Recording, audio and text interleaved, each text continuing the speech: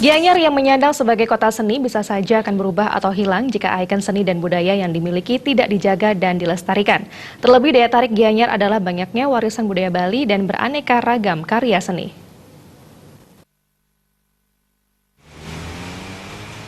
Menjadi salah satu destinasi pariwisata di Bali, Kabupaten Gianyar memiliki banyak keunggulan terutama di bidang seni.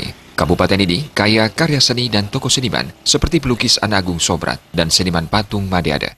Namun apa jadinya jika warisan seni tidak dipertahankan oleh para pemimpinnya? Anggota DPRD Bali Cokordera Kekertiasa menilai, seni budaya menjadi daya tarik utama wisatawan berkunjung ke Gianyar sehingga harus dipertahankan.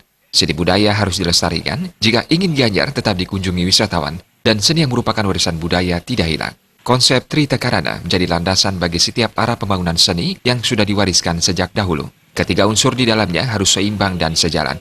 Jangan hanya mengedepankan satu sektor. Hal senada juga diungkapkan Bedesa Manukayalet Mademawi Arnata. Ia berharap desa adat tetap diperhatikan dan dijaga karena merupakan dasar dari sistem pemerintahan yang mengadut adat dan budaya Bali. Kita di Bali kan sudah punya konsep Trihita Karana, itu kan sebenarnya implementasinya perlu direalisasi. Tidak hanya sekedar slogan saja. Sekarang di Priangan, Pawongan, Pelemahan, kalau itu sekarang sudah kita formatkan hampir semua elemen kena dari kehidupan masyarakat. Yang paling rendah sampai yang paling tinggi, termasuk juga di manajemen pemerintahan.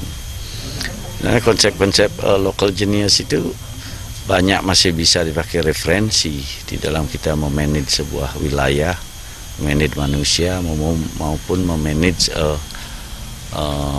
potensi-potensi yang bisa mensejahterakan masyarakat. Desa adat nih mesti harus diperhatikan.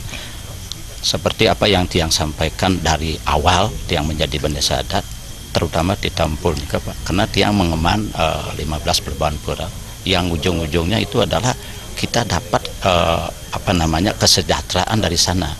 Oleh karena itu yang berharap siapapun kandidat yang naik nanti itu supaya betul-betul prioritas pertamanya itu adalah budaya dan adat agama itu harus betul-betul mendapat prioritas.